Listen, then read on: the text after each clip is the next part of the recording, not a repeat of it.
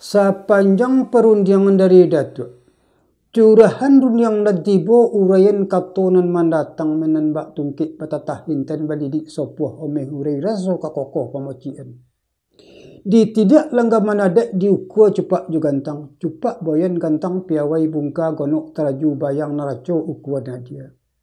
Buliknya katon adalah tibo rundiangan bayi yang didonga imbauan di dalam budialu. Dia agak rundiangan tibo diukur keton datang.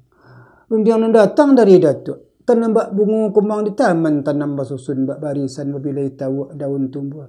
Sakilik pandangan mata meracak tak dapat dimisalkan kagum sajo di memandang. Curahan rundiang dari Datuk tak dapat kami ulang badik. Kato bamisa bak ibarat sonanglah hati mendongakan. Curahan rasu dalam paham niat nelok bamparan.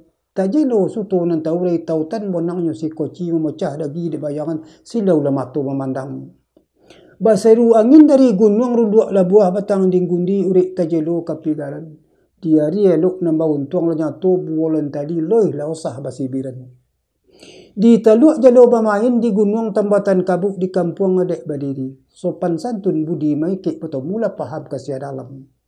Nan kato yo bak itu membentuk serupui ko kini tentangan juadah nan katonga.